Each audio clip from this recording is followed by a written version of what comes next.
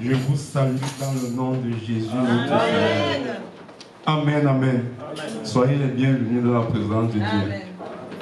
Soyez les bienvenus dans la présence de Dieu. Amen. Je ne peux pas enchaîner sans remercier d'abord le visionnaire de cette cité, le pasteur Désiré Chibanda. Merci à papa pour l'occasion qu'il me donne. Amen. C'est toujours important de rendre grâce à Dieu pour la vie des pères. Et c'est un père que nous avons dans la maison, c'est le visionnaire de cette cité. C'est Dieu qui l'a mandaté pour une œuvre comme celle-ci. Amen, amen. Amen. Je vais saluer tous les autres pères que je connais depuis et jusqu'à maintenant. Je les salue dans le nom de Jésus. Là où ils sont, que le Seigneur les bénisse. Amen. Amen, amen. C'est un privilège pour moi de me tenir devant vous. C'est un privilège pour moi. Il y a quelques jours, je faisais une lettre de motivation, entre guillemets. Et j'écrivais, c'est un honneur, à des personnes que je n'ai même pas encore vues. Parce que j'étais en train de calculer quelque chose. Amen, amen. Mais toi, tu es le bien-aimé de l'Éternel. C'est un privilège pour moi de me tenir devant les bien-aimés de Dieu. Amen. C'est un honneur. Si on ne vous a pas encore fait cette lettre un jour, que c'est un privilège. Aujourd'hui, voici la lettre qui t'est donnée. C'est un privilège pour toi. Tu es honoré ce matin. Tu es honoré ce matin. J'ai l'honneur de me tenir devant mon frère, devant mon père, devant ma mère. Amen, amen. Tu es honoré. Si on ne t'avait pas encore fait les lettres pour dire que j'ai l'honneur de venir. Aujourd'hui, tu suis la lettre. Moi, j'ai l'honneur de venir devant vous. Amen, amen. Parce que tu es choisi de l'Éternel. C'est un honneur, c'est un honneur. Amen, amen. Père, je te glorifie. Merci, merci. Merci, modérateur. Merci pour l'atmosphère que tu as créée. Et comme il disait au début, hier nous étions dans la présence de Dieu. Et l'homme de Dieu qui était là-bas dit de passer la salutation à vos églises respectives.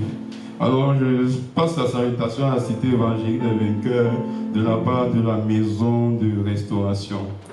Quand il m'a dit ça, j'ai dit il faut que je vienne dans ma cité, je passe cette salutation, que quelqu'un soit édifié. Amen. Notre Seigneur agit toujours. Notre Seigneur est toujours en mouvement et il suscite toujours des personnes qui vont conduire son œuvre pour amener l'amour, pour dire à tout le monde que Jésus vous aime. Dieu vous aime. Amen. Dieu vous aime. Et voici cet amour qui est manifesté. Vous puissiez comprendre avec tous les saints quelle est la largeur, la longueur, la profondeur de l'amour de Dieu. Dieu t'aime de 4 dimensions. Dieu t'aime tellement. Il t'a tellement aimé qu'il a dit, voici quelque chose que je dois faire pour vous. Il a donné son Fils, son unique, afin que quiconque croise en lui ne périsse pas, mais qui ait la vie éternelle. Je t'annonce ce matin que si tu as reçu le Seigneur Jésus-Christ, tu as la vie éternelle. Amen. Ne doute pas de ça, tu as la vie éternelle. Amen. Et comment Dieu qui nous a donné son Fils ne nous donnera pas-il tout autre? Comment? Il a regardé dans les cieux, il s'est dit, qu'est-ce que je vais faire pour mes enfants? Qu'est-ce que je vais faire pour eux?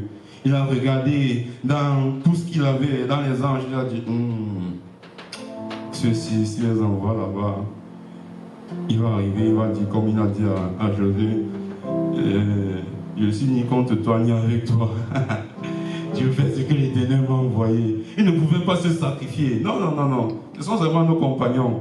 Ils ne peuvent pas. Il a regardé. Il a dit, qu'est-ce que je vais faire? Il essayait avec un homme. Il essayait avec Moïse. Il essayait avec d'autres. Jésus est venu. Il a dit, non, non. Depuis, il était en train de réfléchir. Comment je vais faire pour parvenir à réconcilier ma créature avec moi? Et la bonne nouvelle, c'est Jésus. Amen. C'est la bonne nouvelle. Bonne nouvelle. Dis à ton voisin, bonne nouvelle. Bonne nouvelle. Bonne nouvelle. C'est ça tout le mystère, la bonne nouvelle. Nous sommes des gens bizarres. La bonne nouvelle, c'est notre partage. Quand tu as cette nouvelle, tu vas paniquer contre quoi? Non, non, non, tu as l'assurance. Lorsque tu marches, lorsque tu pars, lorsque tu franchis dans un lieu, tu dis l'Éternel est avec moi. Je t'annonce et je te réannonce la bonne nouvelle. Amen, amen. Amen, amen. J'aime la façon dont tu dis amen. J'aime cette façon. S'il fallait résumer la parole avant d'introduire mon message, oh Dieu, bénis la vie de tes serviteurs. Comment est la parole de Dieu? Toute la Bible, c'est quoi? C'est l'histoire d'un créateur et de sa créature. Le créateur, il était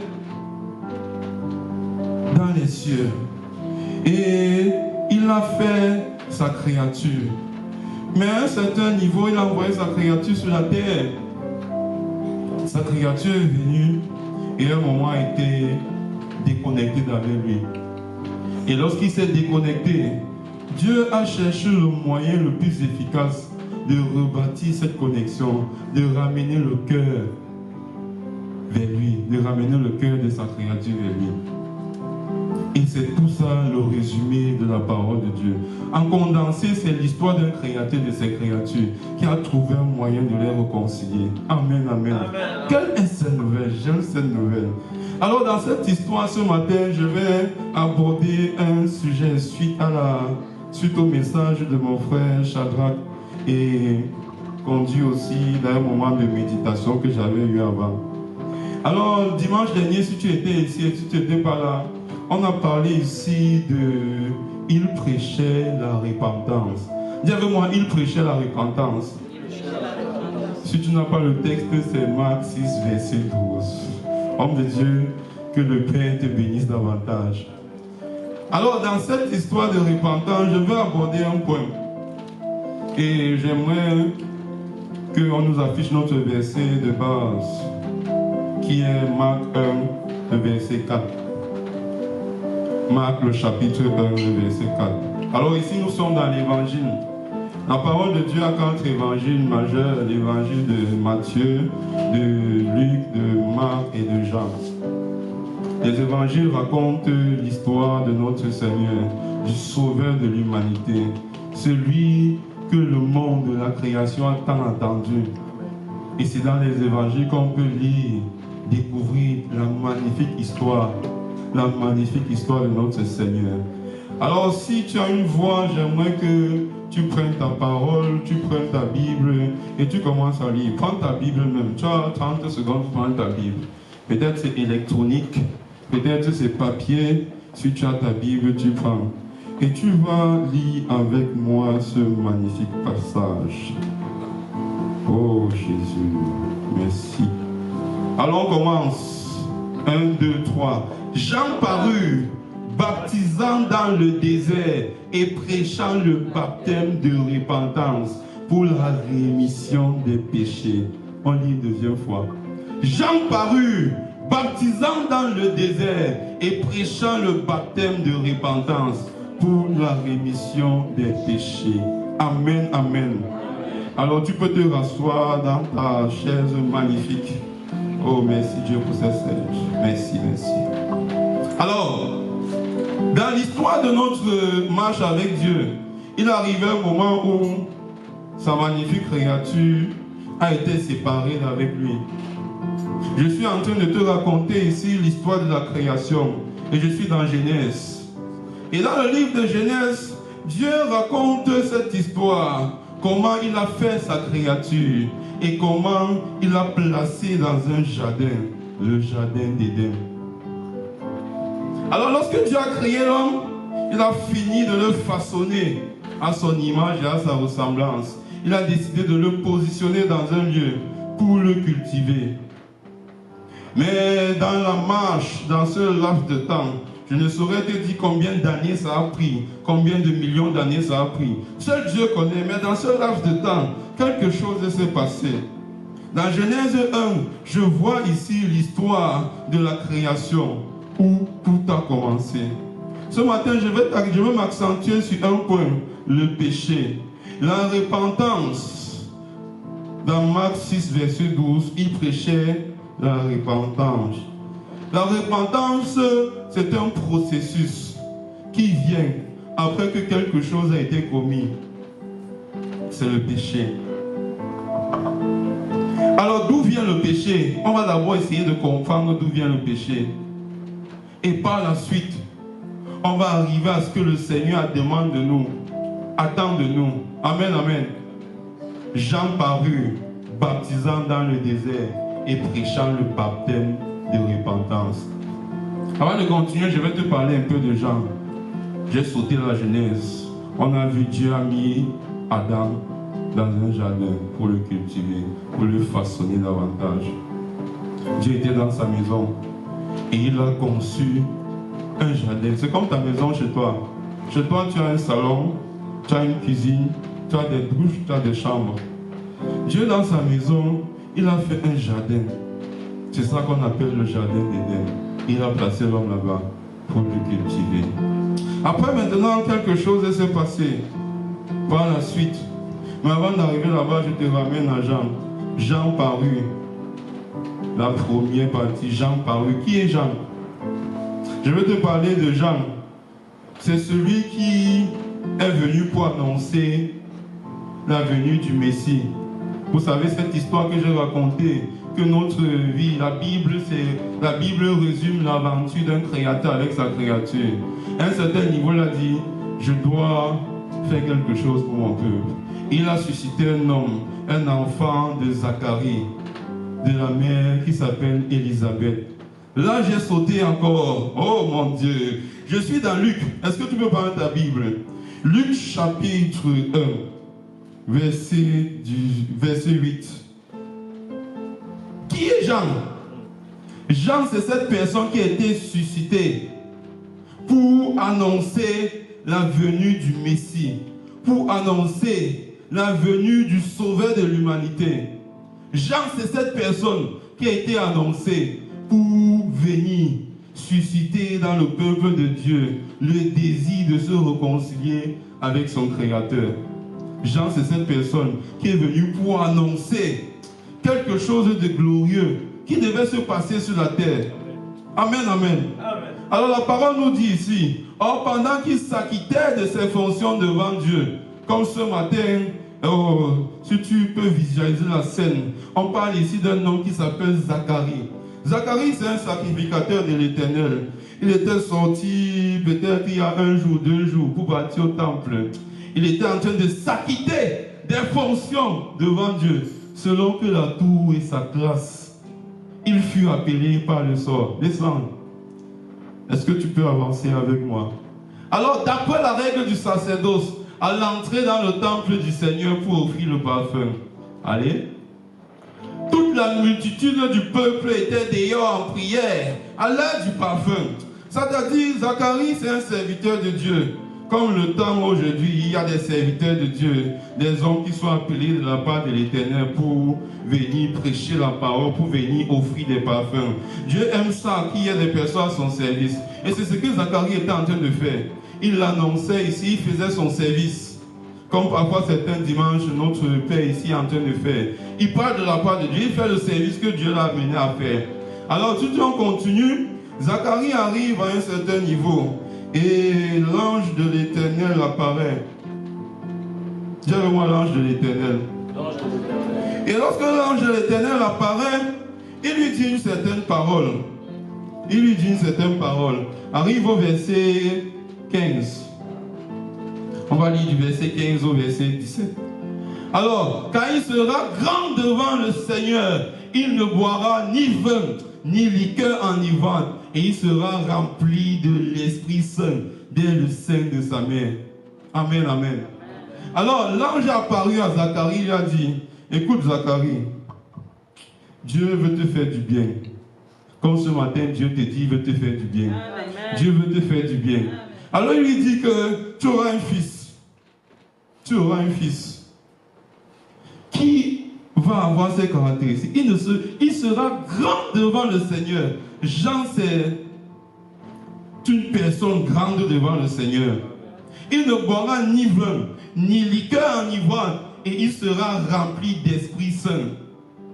Dès le sein de sa mère, mon Dieu, dès le sein de sa mère, un homme rempli du Saint-Esprit, dès le ventre de sa mère. Allons sur le verset 16.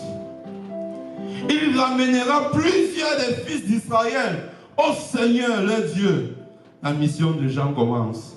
c'est ici sa mission. On est en train de lui donner son ordre de mission. Verset 17. Il marchera devant Dieu avec l'esprit et la puissance d'Élie pour ramener les cœurs des pères vers les enfants et les rebelles à la sagesse des justes, afin de préparer au Seigneur un peuple bien disposé. Dis avec moi, un peuple bien disposé. Un peuple bien disposé. Alors dans cette relation d'amour du Créateur avec sa créature, Dieu a décidé de susciter un homme qui s'appelle Jean.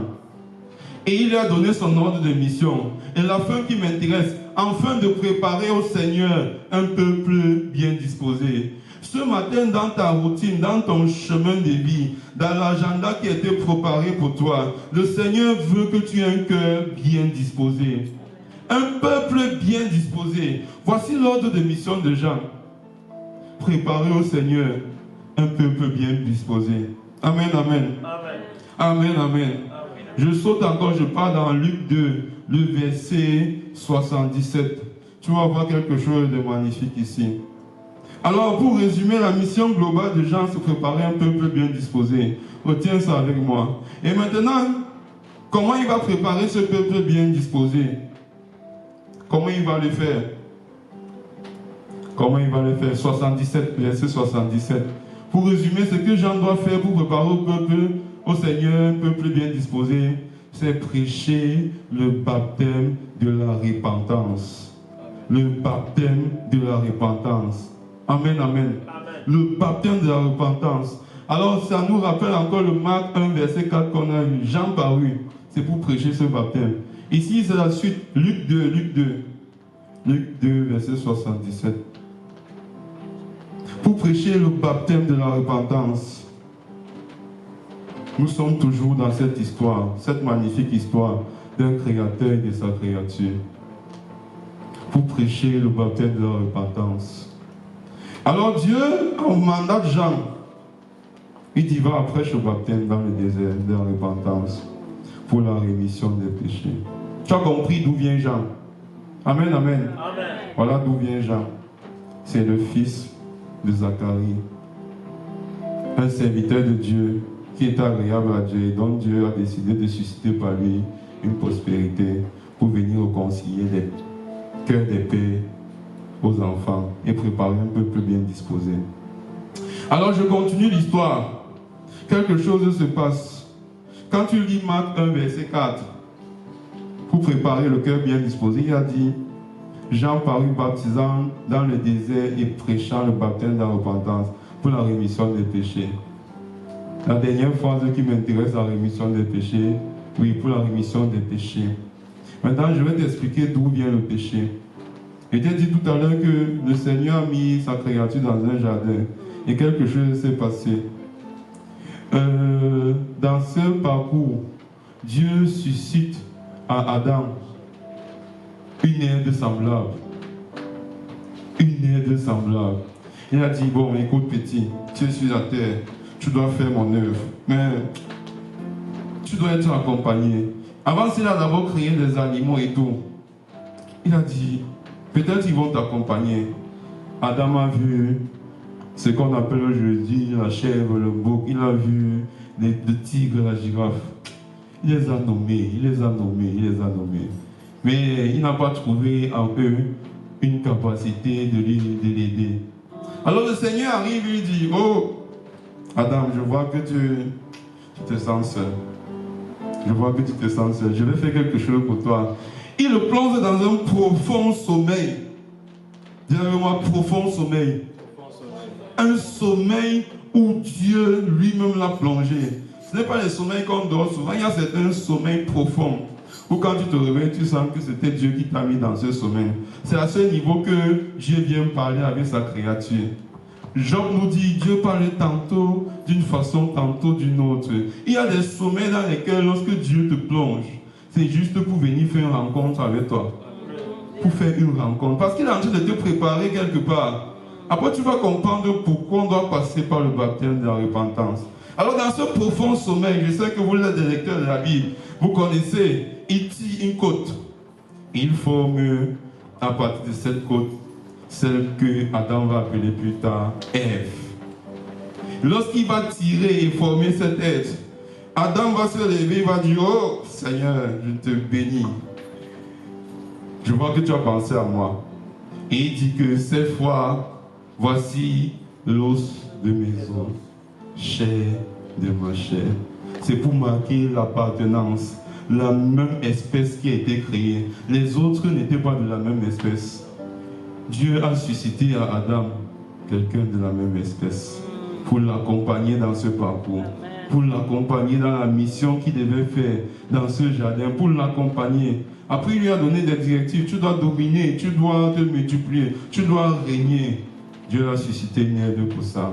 Je bénis Dieu pour la vie de tous les couples de cette maison. Que Dieu vous garde encore, que Dieu vous préserve, qu'il vous donne la force d'accomplir cette mission, qu'il fortifie vos maris et vos femmes, que le Dieu qui vous a mis ensemble reste et demeure au milieu de vous. Amen, amen. J'annonce une bonne nouvelle à quelqu'un qui attend un mariage futur, une bonne rencontre. Le Seigneur t'a pas oublié, le Seigneur pense à toi. Il est en train de crier, un jour tu vas voir, tu vas dormir.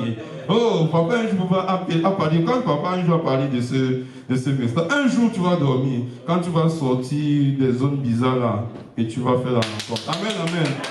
Amen, amen. Alors je continue l'histoire. On parle ici de la repentance. Sois concentré. Tu vas comprendre d'où vient le péché. Alors quelque chose se passe. Il y a quelque chose qui s'est passé dans les cieux. Bien avant. Vous savez, Dieu est vraiment Dieu. Dieu est grand.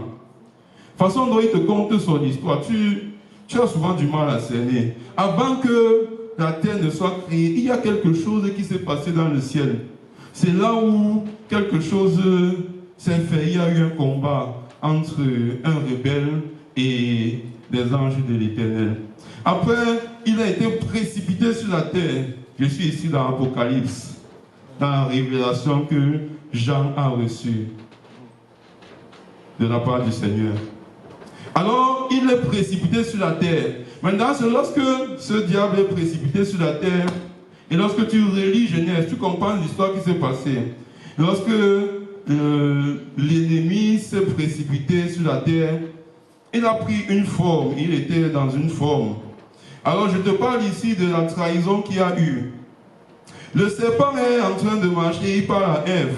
Il dit, est-ce que Dieu vous a réellement demandé de ne pas manger à cet arbre ou à quoi que ce soit? Donc il vient d'abord avec une information subtile pour voir la créature de Dieu, celui qui était de la même espèce que Dieu. Et lui dit, est-ce que Dieu t'a dit ça? La femme lui dit non. Non, Dieu nous a dit qu'on ne va pas manger. On peut manger à tous les arbres, sauf l'arbre de la connaissance du bien et du mal. C'est là-bas que quelque chose s'est passé. Après ça, la femme a écouté la voix du serpent. Et quand elle a écouté la voix du serpent, elle se dirigeait vers l'arbre. Elle a pris le fruit de l'arbre. Elle a consommé, elle a donné pour son mari. Je suis ici dans Genèse 3. Si tu peux m'aider à projeter Genèse 3, verset 11. Et lorsqu'elle consomme ce fruit avec son mari, il est arrivé quelque chose de grave. La désobéissance. Dis avec moi désobéissance. Désobéissance. L'Éternel Dieu dit, qui t'a appris que tu es nu? Est-ce que tu as mangé de l'arbre dont je t'avais défendu de manger? Oh mon Dieu! L'arbre dont le Seigneur avait défendu à sa créature de manger, ils l'ont fait. C'est ici que le péché entre dans le monde. C'est ici que le péché commence à tomber dans le cœur de l'homme, dans la première génération. Amen, amen. Amen. Alors, le péché en lui-même, c'est d'abord une désobéissance. C'est pour ça que je te dis désobéissance. Est-ce que tu as mangé de l'arbre dont je t'avais défendu de manger? Amen, amen. Amen. Alors, Dieu lui a donné une instruction à l'homme, à sa magnifique créature. Tu fais tout, mais ne mange pas tel arbre, tel arbre. Après, il s'est retrouvé à manger cet arbre. C'est là-bas où le péché entre dans le monde. À partir de ce moment, le Créateur se dit, il faut que je trouve une façon de réconcilier mon peuple, de réconcilier cette magnifique créature que j'ai avec moi. Là-bas, on commence à parcourir. On tombe après dans la génération d'Adam, dans les enfants qu'il a engendrés. Après, on raconte l'histoire de ce peuple d'Israël qui a été choisi. On raconte comment ils se sont déplacés dans le désert de lieu en lieu. Après, on raconte leur exil, comment ils ont été captivés par Pharaon. Toute cette histoire, c'est une certaine préparation que Dieu est en train de faire pour apporter un sauveur, pour réconcilier l'homme avec lui. Alors dans cette magnifique histoire, Dieu s'est suscité plusieurs serviteurs de Dieu. Il s'est suscité plusieurs hommes qui vont venir parler pour lui. Il a commencé par les prophètes. Est-ce que tu peux me projeter Jonas? Jonas chapitre 1, verset 2. Après la fameuse désobéissance de l'homme, retiens bien cette histoire, c'est notre histoire moderne, c'est notre vie au quotidien. Dieu se suscite un homme.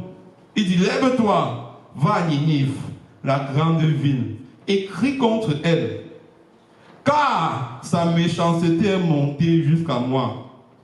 Amen, amen. Amen. Alors, Dieu dans son histoire, il est en train de susciter des hommes. Et il suscite un prophète, Jonas. Il dit à Jonas, ce peuple est méchant. Ce peuple est méchant et sa méchanceté est montée à moi. J'aimerais que tu partes de leur dire ceci. Répentez-vous. Criez vers moi. Que votre cœur soit purifié. Il dit, lève-toi, va à Ninive, la grande, et crie contre elle. Jonas ici, c'est toujours une préfiguration d'un homme qui devait annoncer la venue d'un sauveur. Il devait venir crier vers une ville. Dis à cette ville, réconcilie-toi, ta méchanceté, la désobéissance dont tu fais preuve face à ce que Dieu te demande de faire ne plaît pas à Dieu. Tu es désobéissant d'une certaine manière. C'est pour ça qu'il suscite Jonas. Il dit, va crier. Jonas ici peut te rappeler l'histoire de Jean qui est toujours paru pour crier. Crie, crie, crie. Parle à cette ville. Parle à Ninive. C'est comme aujourd'hui le Seigneur suscite des serviteurs et dit, parle au peuple québécois, parle au peuple congolais. Dis-leur que leur méchanceté ne paye pas. Leur désobéissance n'est pas agréable devant Dieu. Amen, amen. Donc dans notre histoire moderne, on voit ça. C'est comme Dieu peut décider de susciter un de ses prophètes dans une nation, un homme de Dieu, un berger, pour dire, parle à cette nation et dis à cette nation qu'elle est désobéissante, que la méchanceté monte vers lui. Et le Seigneur, lorsqu'il aime sa créature de cet amour, il décide toujours de faire quelque chose d'extraordinaire pour eux. Amen, amen. À Ninive, il a suscité Jonas. Et Jonas devait aller crier à Ninive, comme Jean-Baptiste est paru pour le faire. Amen, amen. Amen, amen. Alors dans cette histoire, après Jean-Baptiste, après que Jonas, j'ai pris l'exemple de Jonas pour te montrer un exemple, pour te montrer comment Dieu procède quand il veut toujours réconcilier sa création avec lui. Amen, amen. Amen. Alors, on retient ici la désobéissance qui a été manifestée. C'est d'où est venu le péché. D'où est venu le péché? C'est une désobéissance. Alors, je profite pour appuyer ce point que je voulais partager ce matin avec nous. La désobéissance, c'est ce qui engendre le péché. Le péché, c'est d'abord une source de désobéissance que le peuple de Dieu fait, que la création fait, que tout ce qui existe fait contre Dieu. Une désobéissance. Je reviens dans Genèse 4, verset 7. Si tu dois retenir deux versets majeurs, Marc 1, verset 4, Genèse 4, verset 7. La première fois que le péché est mentionné dans la Bible, clairement en ces mots, si je ne me trompe pas. La parole dit, certainement si tu agis bien, tu relèveras ton visage. Si tu agis mal, le péché se couche à la porte et ses désirs se portent vers toi. Mais toi, domine sur lui. Mais toi, domine sur lui. Répète avec moi, mais toi, domine sur lui. Mais toi, domine sur lui. Mais toi, domine sur lui. Mais toi, domine sur lui. Alors, Dans le péché, après la désobéissance entre le péché c'est une forme de désobéissance. C'est une forme de mort qui s'installe. Le péché, c'est une forme de non-accomplissement de but. Le péché, c'est ce qui t'empêche d'accomplir le but que Dieu a fait pour toi. Ce pour qui il t'a envoyé sur cette terre. C'est ça le péché. Et la première personne à qui Dieu a adressé ce message, il parlait ici à Caïn. Caïn qui est un descendant d'Adam. Après qu'il ait désobéi, il a enfanté, sa prospérité a commencé à se multiplier. Mais à Caïn, quelque chose s'est passé. Il vient offrir une offrande à l'Éternel avec son frère Abel. Et après, le Seigneur agrée l'offrande d'Abel. Mais il n'agrée pas l'offrande de Caïn. Mais Caïn a quelque chose qui monte dans son cœur. Et Dieu décide de lui parler. Il dit, mon fils, pourquoi es-tu tant frustré? Pourquoi tu es frustré? Il dit, oh Seigneur, je suis vraiment frustré. Il dit, mais non, tu n'as pas été frustré. Si tu agis bien, quelque chose va se passer. Ne te pose pas des questions pour savoir pourquoi il n'est pas grillé ton offrande. Ne sois pas frustré dans ton camp. Non, non. Ne sois pas frustré. Refuse ça. Et il dit non. Voici ce que tu dois faire. Certainement, si tu agis bien, cela laisse penser qu'il aurait peut-être agi mal. Le Seigneur poursuit. Tu relèveras ton visage. Et si tu agis mal, quelque chose va se passer. Le péché se couche à la porte. À la porte. L'histoire du péché, c'est quelque chose qui est dans notre cœur, qui se couche à notre porte, pour enfanter ensuite quelque chose qui ne plaît pas à Dieu. C'est l'histoire de toute notre vie. Le péché, c'est quelque chose qui vient d'abord dans le cœur et qui se couche après dans tes pensées. Ensuite, il te fait commettre ce que Dieu va trouver désagréable. Le péché se couche à ta porte. C'est l'histoire moderne aujourd'hui. D'où vient le péché? Ça vient d'une désobéissance. D'où vient le péché? Ça vient de ce qui monte d'abord dans le cœur. Ensuite, ça enfante quelque chose. Ça monte dans tes pensées. Ça quitte d'abord de ton cœur. Après, ça remonte dans tes pensées. C'est à ce niveau que les plans de l'ennemi se forment. C'est à ce niveau que la désobéissance s'accroît encore. C'est à ce niveau où Ninive ne pense même plus à Dieu. C'est à ce niveau où Jérusalem ne pense même plus à Dieu. C'est à ce niveau où les bien-aimés de l'Éternel ne pensent plus à lui. Tout vient d'abord de l'état d'un cœur. Ça vient d'abord de cet état. Ça grandit, ça grandit, ça grandit, ça grandit. Et ensuite, ça vient frapper à ta porte. Ça vient frapper à ta porte. Le péché que l'on voit aujourd'hui dans le monde, ça vient d'abord de l'état du cœur. Parce que ça vient, ça frappe. Ça vient, ça frappe une fois. Ça vient, ça frappe deux fois. Ça vient, ça frappe une troisième fois. Mais si tu n'agis pas bien, c'est-à-dire si tu commences à prêter oreille à ce que cette pensée est en train de t'amener, quelque chose se passe. Elle se couche à ta porte. Elle se couche à ta porte. Elle se couche à ta porte. Et ses désirs se portent vers toi. Le péché a des désirs. Amen, amen. Amen. Le péché a des désirs. Le péché a des désirs. Et c'est ces désirs qui font que lorsqu'on commet le péché, on se retrouve loin de la face de Dieu. Dieu a dit à Caïn, si tu agis bien, tu relèveras ton visage. Si tu agis bien, tu relèveras ton visage. Qu'est-ce qui t'empêche de bien agir? Qu'est-ce qui empêchait à Ninive de bien agir? Qu'est-ce qui empêchait à Jérusalem de bien agir? Qu'est-ce qui empêchait? C'est les désirs du péché qui se sont créés dans le cœur des hommes. C'est les désirs qu'ils avaient dans le cœur qui sont montés et ont enfanté tout ça. Et ces désirs se porteront vers toi. Mais toi, domine sur lui. Mais toi, domine sur lui. Alors, nous devons dominer sur le péché. Mais pour dominer pleinement sur le péché, Dieu a suscité un homme.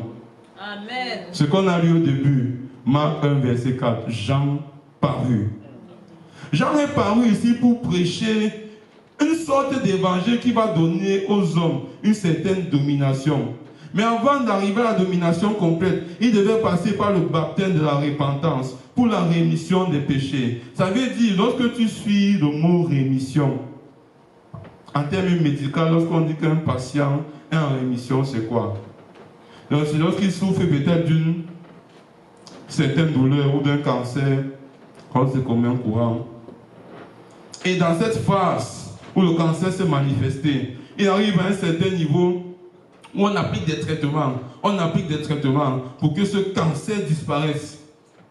Dieu a donné quand même la science aux hommes, même si c'est détourné de lui. Amen, amen. Et lorsqu'on applique ce traitement, il arrive à une certaine phase clinique où on dit, tu es en rémission. Ça veut dire qu'on constate que ce qui était à l'intérieur de toi, comme liquide, comme tumeur, comme kyste, quoi que ce soit, est en train de disparaître. Est en train de disparaître. C'est en train de disparaître. C'est pour ça que la rémission des péchés, c'est une étape importante pour le peuple de Dieu, avant d'avoir une pleine communion avec lui. Amen. Il faut que ce qui est dans ton cœur commence à disparaître. Que ce soit les pensées contraires, que ce soit des désirs qui ont frappé à ta porte et qui se sont couchés à ta porte. Il faut qu'à ce niveau, ça commence à disparaître. Et Dieu a vu que pour appliquer cette phase clinique à mes créatures, à l'homme que j'ai fait, je dois envoyer quelqu'un qui doit leur prêcher ce message. Et c'est ce même message que je prêche ce matin. La rémission des péchés. Amen, amen. Le péché est venu par une désobéissance. Et maintenant, lorsque l'homme doit se réconcilier avec Dieu, cette désobéissance doit commencer à disparaître de son corps. Cette désobéissance doit quitter entièrement son corps, son sang. Cette désobéissance doit quitter sa pensée. C'est ça le combat, la rémission des péchés. Jean a prêché. Il disait, repentez-vous, car le royaume de Dieu est proche. Venez, soyez baptisés. Venez, soyez baptisés. La rémission des péchés, pour que le péché disparaisse. Parce que lorsque tu suis rémission, ça veut dire qu'il y a quelque part où ça a été émis. Et on a parcouru l'histoire de la création. On a vu où le péché a été émis. On a vu la première fois où c'est mentionné, ça a été émis. Avant, c'était la désobéissance de l'homme, ça a engendré ça. C'est toute l'histoire du péché. Comment c'est venu. Et comment aujourd'hui, toujours dans la vie des hommes, ça agit. Aujourd'hui, on n'a plus Ninive. Mais aujourd'hui, on a des territoires. On a le Canada, on a le Cameroun, on a la Côte d'Ivoire. On a toujours des nations. Mais le péché agit toujours dans le cœur des hommes. Le péché agit toujours dans le cœur des hommes. Et Dieu a demandé à Jean-Baptiste d'aller prêcher la rémission des péchés, prêcher la repentance, le baptême de la repentance. Le baptême de la repentance. C'est là où je fais un saut maintenant, à quelques jours, dimanche dernier, où Marc 6, verset 12 disait, il partit et prêchait la repentance. Tu te repens parce que tu as commis un péché et tu décides sincèrement de renoncer à cela, de remonter, de renouer ta relation avec Dieu. Les gens ont besoin qu'on leur parle de la repentance des péchés. Parfois, l'homme commet ce péché et il se dit que Dieu est loin de lui. Parfois, c'est des conditions de la vie. Parfois, c'est des circonstances qui viennent pousser l'homme dans des situations compliquées. Et il se demande, mais est-ce que le Créateur dont on parle est là? Est-ce qu'il me voit même? Est-ce qu'il me voit? Est-ce qu'il m'écoute? Mais Dieu annonce à un territoire, Dieu annonce à une nation encore, je vous écoute. Le problème que j'ai, c'est le péché. Je vous écoute. Diminuez le mal qui est dans vos cœurs. Je vous écoute. Mais diminuez la convoitise. Diminuez toutes sortes d'envies contraires. Il faut que tu commences à entrer dans une phase de rémission. Là où le péché avait engendré des fruits, il faut que tu commences à entrer dans une phase de rémission. Le péché vient tous les jours à ta porte. Il toque, il frappe.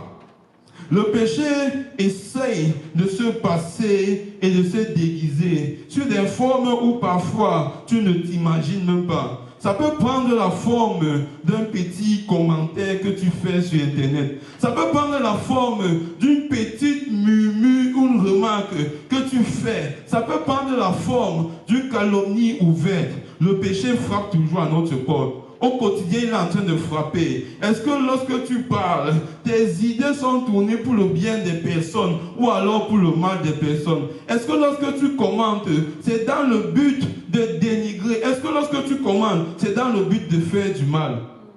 Le péché frappe toujours à notre porte. Le péché frappe toujours à notre porte. Le péché est là au quotidien. Les hommes sont de plus en plus méchants. Les nations sont de plus en plus sur le qui-vive. Tout le monde est toujours dans cette posture.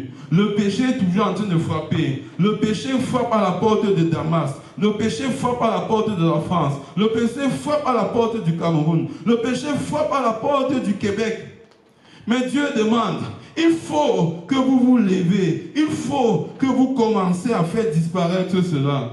Jean est paru, Jean a annoncé le message, Jean a fini son pèlerinage sur la terre, il est remonté. Mais quelque chose s'est passé. Il y a des hommes qui ont suivi ce message, mais ils n'ont pas écouté la voix de Dieu. Il y a des personnes qui ont suivi, il y a des hommes d'Israël qui ont suivi, et ils ont dit non, non, non, non, non, je continue mon chemin. Il y a des personnes à Damas qui ont compris ce message. Il y a des personnes qui ont compris ce message. Répentez-vous, répentez-vous, répentez-vous. Mais ils n'ont pas accepté.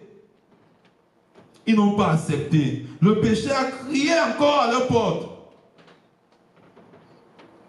Jean a crié de toutes ses forces. Jean a crié de toutes ses forces. Répentez-vous, car le royaume des cieux est proche. Répentez-vous, car vous ne savez pas combien d'années il vous reste sur cette terre. Répentez-vous, car le Créateur des cieux vous attend. Répentez-vous, car mon peuple est loin de moi. Jean a crié de toutes ses forces. Et ce matin, nous crions encore de toute notre force. Si Dieu m'a permis de partager ce message ce matin, la rémission des péchés. Répentez-vous. Le péché frappe à notre porte au quotidien. Et lorsque tu cèdes au péché, ça vient sous la forme de pensée. Ça vient sous la forme de quelque chose qui te monte d'abord au cœur. Tu peux voir Ninive, tu dis que Ninive c'était les temps anciens. Mais le péché est partout sur les réseaux sociaux. Lorsque tu commentes en mal, lorsque tu te moques même, lorsque tu prends certains actes qui ne plaisent pas à l'Éternel, ça frappe à notre porte au quotidien, ça frappe à la porte de tout le monde, parce que c'est venu de quelque part, la création, Adam. C'est à demeurer dans le corps de l'homme. Nous avons deux natures, une nature charnelle, parce que nous sommes dans un corps, mais nous avons une nature spirituelle. Tout homme est spirituel. Mais lorsque le péché frappe à ta porte, tu deviens de plus en plus charnel, dans le sens où tes désirs se tournent vers les désirs de la chair. La chair aime être satisfaite. La chair aime, dans certaines conditions, faire uniquement ce qu'elle a besoin de faire. Commérer, raconter quelque chose, méditer la guerre, planifier des attentats, des coups d'État. La chair vient par là. Parce qu'il y a quelqu'un qui parle toujours à cette chair. Il y a quelqu'un qui parle toujours à cette chair. Il y a quelqu'un qui parle toujours. Il s'appelle le dévoreur, le rôdeur.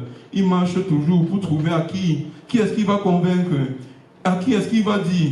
Aujourd'hui, tu ne vaux plus rien, saute et suicide-toi. Il rôde toujours et cherche les personnes à qui il va dire, aujourd'hui, ton mari ne se comporte plus bien, mets quelque chose là-bas. Il cherche toujours à qui il va mettre une pensée. Aujourd'hui, c'est comme si, non, est-ce que tu vois, c'est comme ça que les pensées montent. Il passe toujours, il parcourt la jeunesse. Il parcourt la jeunesse. Il marche et il dit, est-ce que vous ne voyez pas que vous êtes jeune, vous avez quelque chose à faire? Il parcourt les mariages. Il dit, mais est-ce que tu vois que vous vivez bien?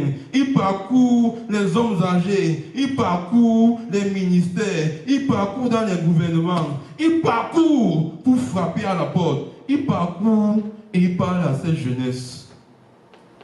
C'est comme ça que le péché se forme. C'est comme ça que le péché se crée. Et une fois que les pensées montent jusqu'à un certain niveau,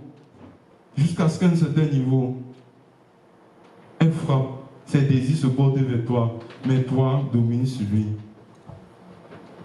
Ce matin, Dieu désire que tu domines sur le péché, sur toute forme de péché. C'est très subtil, mais lorsque tu vois que tu te retrouves dans ces choses, implore la miséricorde de Dieu et demande à Dieu. Fais ce premier pas, répands-toi, le baptême dans la repentance. Désire sincèrement un laisser. Il va toujours frapper, mais toi, qu'est-ce que tu dois faire? Tu dois dominer sur lui. Amen, amen. Amen. Tu dois dominer sur lui. Tu dois dominer sur lui. Et je finis mon voyage dans cette domination et la réconciliation avec la créature, avec son créateur. Lorsque Dieu suscite Jean, il dit va prêcher, mais quelqu'un d'autre va arriver. Toi, tu vas annoncer cette phrase.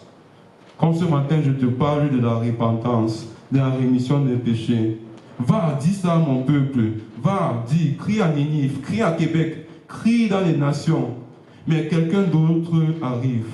Lui, lorsqu'il arrive, il te donne la domination concrète. Quelqu'un était en train de prendre le temps qu'il faut. Je connais bien cette personne.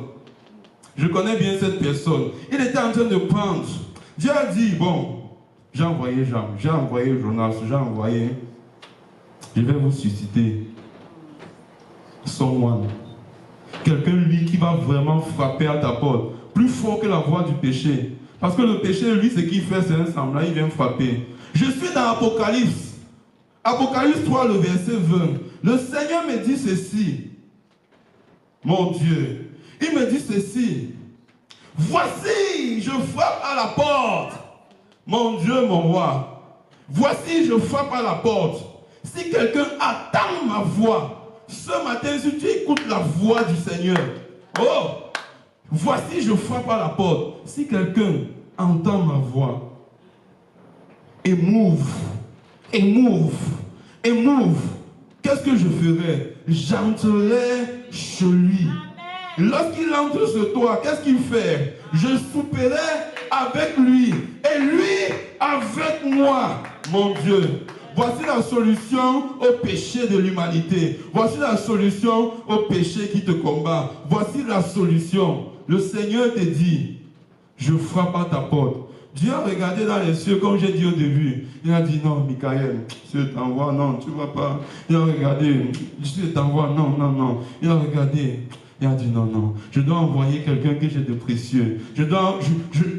Non, la seule solution, il faut que je me fasse cher. Il faut que je descende au milieu de mon peuple. Je leur montre qu'il est possible de dominer sur le péché. Il est possible d'être tenté de toutes sortes de tentations, comme le Seigneur a vécu au désert. Il est possible d'être tenté de toutes sortes. Oh, ce n'est pas ton âge qui détermine si tu ne peux pas. Le Seigneur est venu. Ah, je connais l'histoire de ce Seigneur. Lorsqu'il est venu comme ça, il est d'abord paru comme un nourrisson. Il est d'abord paru, il a grandi. Il a été jeune, comme toi, comme moi. Il était jeune, il était rempli de tous les désirs de la chair. Mais quelque chose s'est passé avec lui. Il était rempli de la puissance du Saint-Esprit. Cette puissance l'a donné de marcher. Il a dominé sur toute forme. Il était tenté de toutes sortes. Est-ce que tu vas me dire aujourd'hui, si toi, tu es enfant de Dieu, tu ne peux pas résister? Tu es capable de résister. Le Seigneur nous a montré le modèle. Venu à Nazareth, né d'une femme qui a trouvé la grâce aux yeux de Dieu. Il a pris la forme humaine. Dans son humanité, il a marché avec obéissance, il a marché avec droiture, il a marché en se soumettant à son père qui était sur cette terre, Joseph. Il s'est soumis à Marie, il s'est soumis à ses parents. Qu'est-ce qui peut t'empêcher aujourd'hui de te soumettre à l'autorité des parents? Le Seigneur nous a montré l'exemple parfait. L'exemple parfait. Il nous a dit, si vous me suivez comme ça, voici comment vous marcherez. Vous aurez la domination. Les pensées de meurtre ne passeront pas dans vos cœurs. Amen. Les pensées de suicide ne passeront pas. Ils vont venir frapper à votre porte. Mais moi, je suis venu, j'ai frappé. Si tu m'écoutes, ouvre juste la porte. Je vais souper avec toi et toi avec moi. C'est cette histoire d'amour qui a continué. Et lorsque le Seigneur de la terre se manifeste, il marche dans la chair, il marche comme nous, comme toi, il marche comme moi, il a marché. C'est pour ça que nous avons les évangiles. Ces 4 livres qui nous racontent l'histoire de ce Messie qui est paru. Mais les hommes ont dit à cette époque, et Dieu nous a fait la grâce de naître dans une autre époque différente.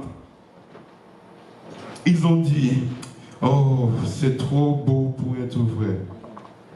Ils ont dit, est-ce que celui-ci, c'est le Messie? Normalement, le Messie devait venir avec des ailes flambant neuves. Normalement, il devait porter un casque gigantesque. Mais il s'est humilié. Il a pris la forme la plus, sans beauté ni éclat. Il a pris la forme la plus banale possible pour venir sur la terre des hommes, pour venir sur la terre des hommes et dire, me voici, suivez ce que je vous dis, obéissez à les commandements, marchez comme je vous demande de marcher. Le Seigneur, dans les évangiles, nous partage cela, pour que cette génération aujourd'hui domine sur le péché, domine sur le péché, domine sur le péché. La jeunesse doit dominer le péché. La jeunesse doit dominer les désirs contraires. La jeunesse doit dominer les pensées contraires. Peu importe ton âge, le Seigneur t'appelle aujourd'hui à dominer sur le péché. À dominer sur le péché. Parce que le péché frappe. Mais le Seigneur frappe plus fort. Le Seigneur frappe plus fort à ta porte. Il frappe tellement fort. Si tu es sensible, tu écoutes seulement. Il dit, j'entre avec toi. Je soupe avec toi. C'est-à-dire, tes problèmes deviennent mes problèmes. C'est-à-dire, tout ce que tu auras besoin, je vais commencer à te donner d'abord la paix dans le cœur. Lorsqu'il frappe à ta porte, il te dit, Marc, détourne-toi du péché. Regarde vers moi. Lorsqu'il frappe à ta porte, il dit, Marc, ne pense plus, ne te soucie plus. Il te dit, ne convoite plus. Il te dit, prête juste oreille à mes paroles. Toi, domine sur lui. Il te dit ce matin de dominer sur le péché. Il dit à la ville de Québec de dominer sur le péché, de dominer sur les convoitises. Il dit à Israël de dominer, de dominer. De dominer, de dominer. C'est ça notre mystère, notre voyage avec le Seigneur. L'amour de Dieu se résume comme ça. Si tu peux m'aider à projeter Matthieu chapitre 22, le premier verset, je vais conclure sur ces paroles. Et on va passer un temps de prière. Jésus, nous te glorifions ce soir, en cette heure. La parole nous dit ceci dans l'évangile de Matthieu. Jésus, prenant la parole, leur parla de nouveau en parabole et dit, ce matin il te parle en parabole, il parle en Québec en parabole. Le royaume des cieux est semblable à un roi qui fit des noces pour son fils. Verset suivant. Il envoya ses serviteurs appeler ceux qui étaient invités aux noces, mais ils ne voulurent pas venir. Il envoya encore d'autres serviteurs en disant, dites aux conviés, voici, j'ai préparé mon festin, mes bœufs et mes bêtes, grasses sont tués, tout est prêt, venez aux noces. Je conclus par ça. Le Seigneur parle encore à son peuple et il dit, voici à quoi est semblable le royaume des cieux. Le roi, qui est l'image de Dieu, organise des festivités. Il organise le mariage. Dis avec moi le mariage. Le mariage. Oh, j'aime les couples. Le mariage. Paul nous dit le mystère est si grand du mariage parce qu'il reflète quelque chose de mystérieux. L'amour de Dieu. Ce n'est pas d'abord un homme, une femme, non, mais c'est la manifestation de l'amour de Dieu. C'est en ça que le mariage est si grand. Amen, amen. Je prie que dans la cité, on ait des mariages heureux. Je prie que le Seigneur nous conduise dans ce mystère. Parce qu'il y a quelque chose qui se passe.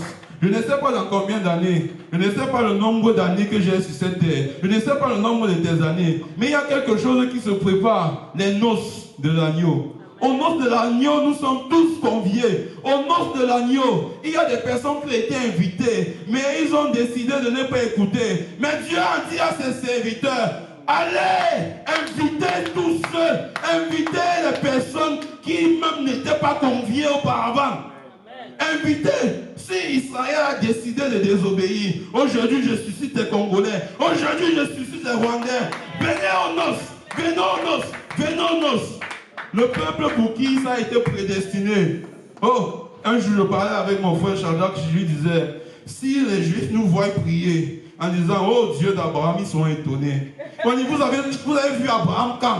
Mais aujourd'hui on a été fait fils d'Abraham par la foi. Aujourd'hui, on a été fait descendant d'Abraham, à qui a été promis cette grande multitude. Les Juifs natifs disent, mais toi tu es Camerounais, tu as vu Abraham quand? Mais nous on l'a vu, par la foi. Amen. La foi c'est un mystère tellement. Et Dieu nous demande aujourd'hui, nous sommes conviés à un rendez-vous qui ne manquera pas.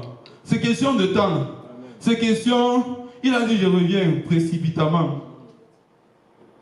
Un homme va dire précipitamment, 1800 est passé, 1000 est passé, l'an 700, 2000 est passé. Est-ce que c'est précipitamment? Que mais, tu as dit précipitamment, mais je compte 1, 2, 3, je suis à 2025. Précipitamment, c'est Dieu. Et ce matin, il te dit toujours, il revient précipitamment. Quand le péché frappe à ta porte, toi, domine sur lui. Il revient précipitamment. Ça peut être demain. Toi, tu peux te coucher même avant. Ça peut être dans 10 ans, dans 100 ans. Nous prions pour nos générations à venir. Ça peut être dans 200. Mais il revient précipitamment. On fait comment? C'est Dieu. Il revient précipitamment. Il est en train de manifester, de créer un agenda parfait. Il regarde Van, il dit, Van, il y a un programme que tu dois faire pour moi quelque part.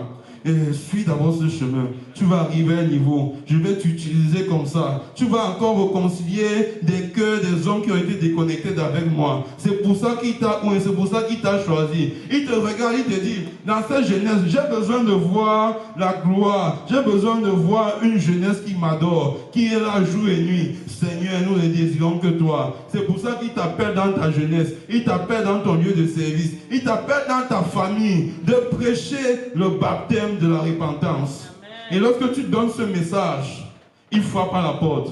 Le Seigneur frappe à la porte de nos familles. Le Seigneur frappe à la porte du Québec. Le Seigneur est toujours en train de frapper une porte. Ici à Québec, il est en train de frapper une porte. Et lorsque j'élève ma voix, je sais qu'il est en train de frapper une porte. S'il y a des voix sensibles, peu importe où il se trouve, il va écouter la voix du Seigneur. Et il va ouvrir. Et le Seigneur va dire, le travail que j'étais envoyé faire est en train d'être accompli. Fidèle serviteur, continue, continue. Mais garde en tête, je reviens précipitamment. C'est moi qui cadence tout cela. Toi, prêche, parle. Dis à la jeunesse de sortir des œuvres contraires. Dis à ce frère de ne plus aller dans des endroits qui ne glorifient pas le nom du Seigneur. Dis aux nations qui méditent la guerre de penser à la paix. Prêche la repentance. Que ce péché disparaisse de l'humanité. C'est l'histoire d'amour d'un créateur et de sa créature. Amen. Et l'amour a été manifesté par ça dans la vie de notre Seigneur Jésus-Christ.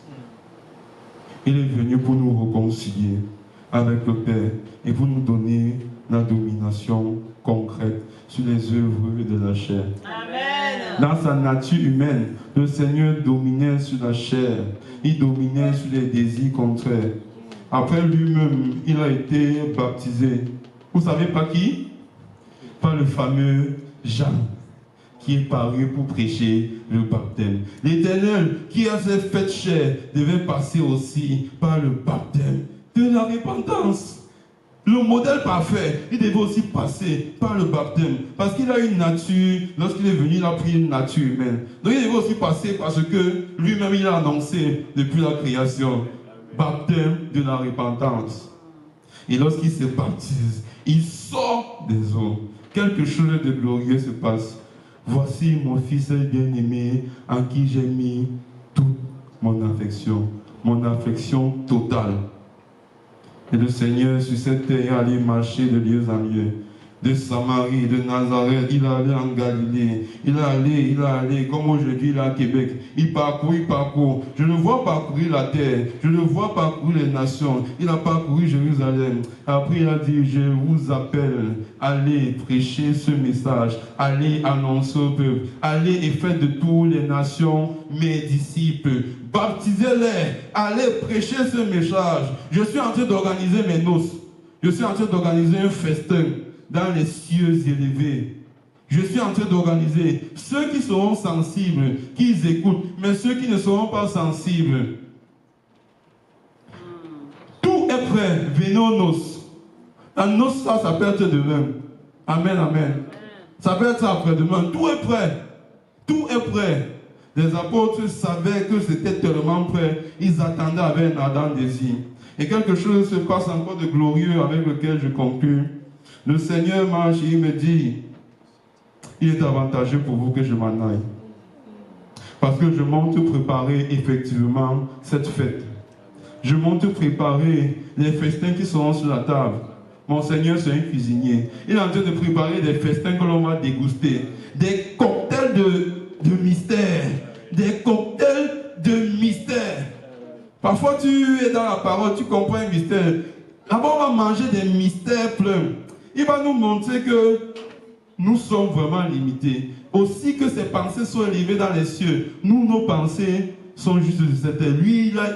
Mon Dieu, mon roi. Il est monté, il a dit, il est avantageux pour vous que je m'en aille. Parce qu'il y a quelqu'un qui vient. Celui qui a marché avec moi. Celui par lequel j'ai été revêtu pour aller de lieu en lieu, pour prêcher, pour guérir, pour délivrer le Saint-Esprit. L'Esprit de Dieu, le Paraclétos, celui qui vient te console, même lorsque tu traverses des situations compliquées, il vient te dire, relève-toi, c'est difficile, je sais, mais aie courage. Il t'encourage, il te console. Lorsque tu es passé par des situations compliquées, si tu es une jeune fille qui est passée par des traumatismes, qui est passée par des agressions, il te dit, c'est compliqué, je sais, mais relève-toi, domine. Amen. Domine sur le désir de te venger. Domine sur le désir de rendre à autrui. Domine sur ce désir. Domine seulement. Si tu agis bien, domine. Amen. Si tu agis seulement bien, domine. Domine seulement sur ce désir. Et c'est cette domination parfois qui est difficile. Mais il te dit domine, transcende. Si j'ai pu le faire, toi aussi tu peux le faire. Domine, domine. Amen, amen. Et c'est ce que le Saint-Esprit veut accorder ce matin. La capacité de dominer sur ce péché. La capacité de se tenir à côté des personnes. Il a dit, c'est que lorsque tu es poussé par le Saint-Esprit, ce que tu fais là, c'est pas correct. Est-ce que c'est comme ça qu'on fait les comptes d'une entreprise? Est-ce que tu dois magouiller pour avoir une partie? Non, non, non. Domine sur ses désirs. Domine, domine. Lorsque tu domines, il te met en communion avec lui. Et il t'ouvre des portes que tu n'avais même pas idée. Domine sur ce péché. Domine sur ce désir de falsifier. Domine sur ce désir. Domine sur ce désir. Est-ce qu'on peut se mettre sur nos pieds et commencer à parler à Dieu? De nous donner encore la plénitude de l'Esprit. J'aime le Saint-Esprit. My God, j'aime le Saint-Esprit.